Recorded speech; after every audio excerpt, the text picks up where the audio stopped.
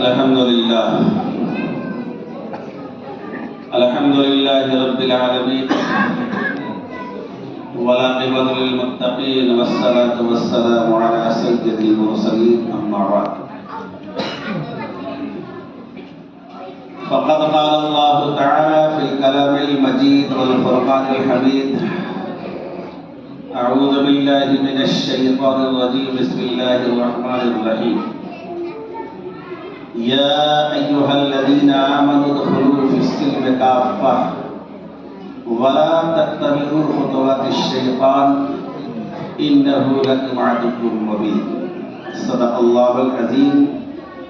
क़ाल अन्नबिय्यु सल्लल्लाहु तआला अलैहि वसल्लम मन तशब्बह बिक़ौमिन फ़हुव मिनहुम औ कमा क़ाल अलैहि सलातु वस्सलाम।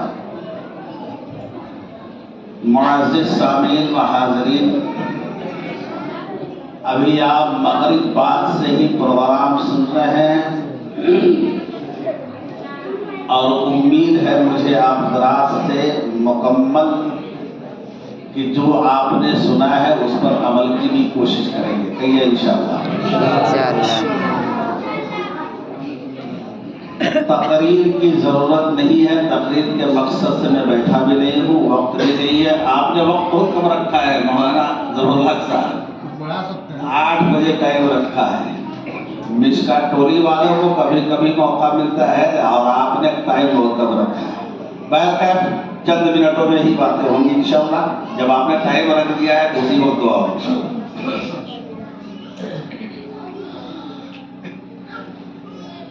अल्लाह का बहुत ही करम है, इस्लाहे माशरा का ये प्रोग्राम होता है। हमारी ये तंजीम है, तंजीम अइम्मे मसाजिद बराए इस्लाहे माशरा। इस तंजीम का बुनियादी मकसद है इस्लाहे माशरा का। तंजीम का क़याम जब हुआ तो उस वक्त जो उलमाए कराम थे उन लोगों ने कहा कि हमारी तंजीम की बुनियाद इस्लाहे माशरा हो। तो मैंने जैसा कि कहा कि तंजीम का क़याम ही इस्लाहे माशरा के ताल्लुक पर है और ये तंजीम गाहे बगाहे आप देखते हैं और जानते भी हैं कि जब भी इस्लाह की ज़रूरत पड़ती है उलमाए कराम अइम्मा कराम बेटियां के खुलकर आपके सामने आते हैं और उस मसले पर इस्लाह की कोशिश करते हैं। और अल्लाह का शुक्र है और जगहों पर देखा जाता है उस एतबार से अपना बेतिया शहर अभी बहुत मुहतात है इस मामले में। शरई निज़ाम बहुत सारे ऐसे हैं जो निज़ाम के मुताबिक चल रहे हैं। बहुत सारी जगहों पर देखा गया कि शरीयत की पामाली ऐसी होती है कि देखने के काबिल नहीं होता। बहरकैफ दोस्तों और बुजुर्गों, हम और आप जहाँ रह रहे हैं हिंदुस्तान के अंदर, भारत के अंदर, हालात ऐसे हो रहे हैं जो नागुफ्ता पे हैं। मकसद तो यही है कि आज इस्लाहे माशरा के ही ताल्लुक से गुफ्तगू हो। इसीलिए इसी मौके से ख़वातीन का भी इज्तिमा किया जाता है, मर्द और बच्चों का भी इज्तिमा किया जाता है कि इस्लाह हो तो सबकी हो। क्योंकि घरों में इस्लाह ना हो, सिर्फ बाहर ही इस्लाह किया जाए तो फिर इस्लाह नामुकम्मल होगा। क्योंकि असल इस्लाह घर से होती है। माँ के जैसा कि हुजूर अकरम सल्लल्लाहु तआला अलैहि वसल्लम ने और मक़ूला वज़ाब्ता आपने सुना होगा कि बच्चों के लिए सबसे पहला मदरसा माँ का गोद होता है। माँ का गोद मदरसा सबसे पहला वही होता। तरबियत अगर माँ के गोद से अच्छी हो गई, बच्चा चाहे जितना बड़ा हो जाए कभी उसका पैर डगमग नहीं हो सकता, उसके पैरों में जुम्बिश नहीं जा सकती है, कभी वो फिसल नहीं सकता। और तरबियत अगर अच्छी नहीं हुई घर में, माँ की गोद में बच्चे की तरबियत अच्छी नहीं हुई तो जब बड़ा हो जाएगा तो लाख कोशिश कीजिएगा कि तरबियाफ्ता हो जाए तो नहीं हो सकता। तो जो माएं पहले से अपना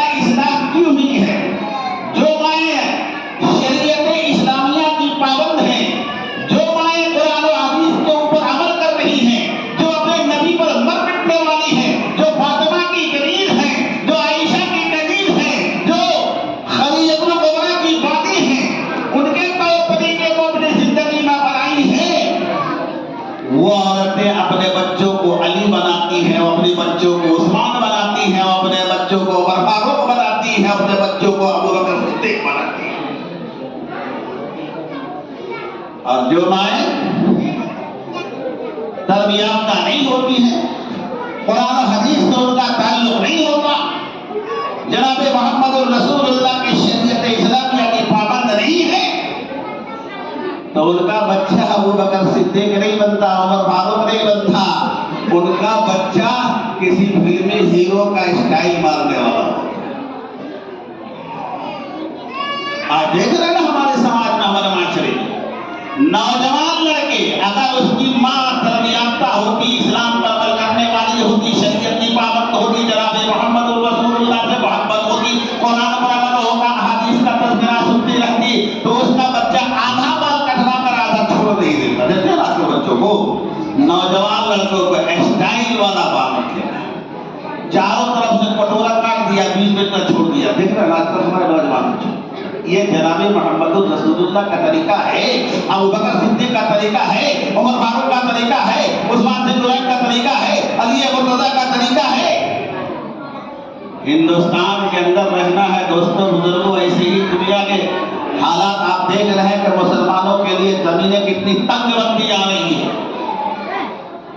मुसलमानों के लिए ये जमीन कितनी तंग होती जा रही है, खासतौर से हिंदुस्तान के अंदर, वैसे तो पूरी दुनिया के अंदर मुसलमान परेशान हाल हैं, लेकिन अभी जो हुकूमत कर रही है हिंदुस्तान के अंदर, जो हालात हमारे और आपके हैं दोस्तों बुजुर्गों, ऐसी हालत कि मुसलमानों के ऊपर शबू व शुबहात की नजरें बन रही, शबू व शुबहात की नजरें दौड़ाई जा रही है, और कहा जा रहा है कि मुसलमानों को हिंदुस्तान से मोहब्बत मिली है, जबकि हमारे आका ने जनाबे मोहम्मद रसूलुल्लाह सल्लल्लाहु अलैहि वसल्लम ने हम मुसलमानों को ये तालीम दी है, तहजीब सिखाई है।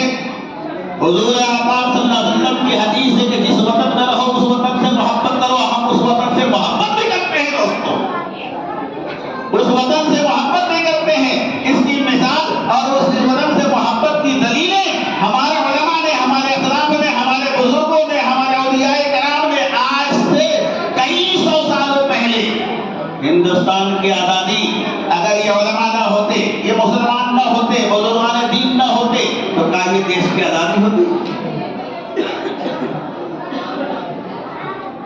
लोग कह देते हैं बहुत, लेकिन उलमा की, मुसलमानों की बहुत बड़ी कुर्बानी है इस देश के अंदर। ये अलग बात है कि हिंदू और मुस्लिम के समतल ने, हिंदू और मुस्लिम के इत्तेहाद ने, हिंदू और मुस्लिम की भाईचारगी ने देश को आजाद कराया, लेकिन दोस्तों बुजुर्गों, जितनी कुर्बानियां हमने दी है किसी ने नहीं दी, किसी मज़हब वालों ने नहीं दी इस देश के खातिर, चाहे वो महाजिर मक्की हजरत इमादुल्लाह महाजिर मक्की हो, शब्बीर अहमद उस्मानी हो, हुसैन अहमद मदनी हो, अल्लामा फजल हक खैराबादी हो, या हकीम अजमल खां हो, या असफाकुल्लाह खां हो, या मौलाना कासिम नानवी हो, शेखुल हिंद महमूद हसन गौरवही हो, ये सारे लोगों ने अपनी कुर्बानियां दी, उतनी कुर्बानियां किसी ने नहीं दी।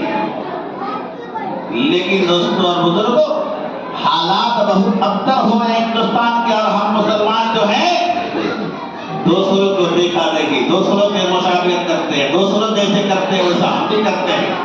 अभी आपने सुना ना कि शादी ब्याह के मौके से वो बम सिस्टम चल रहा है, क्या मुसलमानों का तरीका है?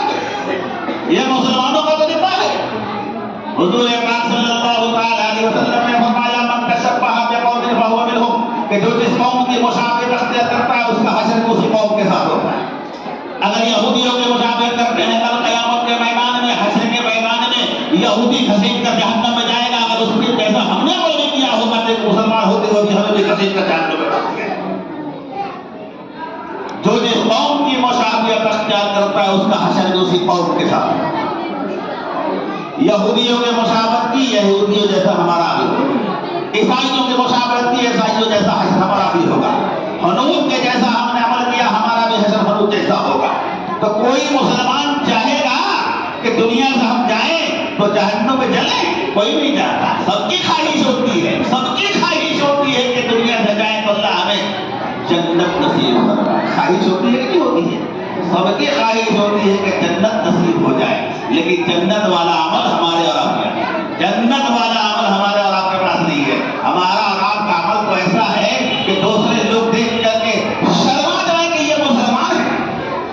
सहाबाए किराम को देखकर दूसरे लोग कहते थे कि मुसलमानों का तरीका ऐसा है, मुसलमान ऐसे हैं, उनको देखकर ईमान लाते थे। लेकिन आज के मुसलमान को देखकर दूसरे लोग नफरत करते हैं कि मुसलमानों का ये तरीका कैसा है, मुसलमान ये कैसा काम कर रहा है।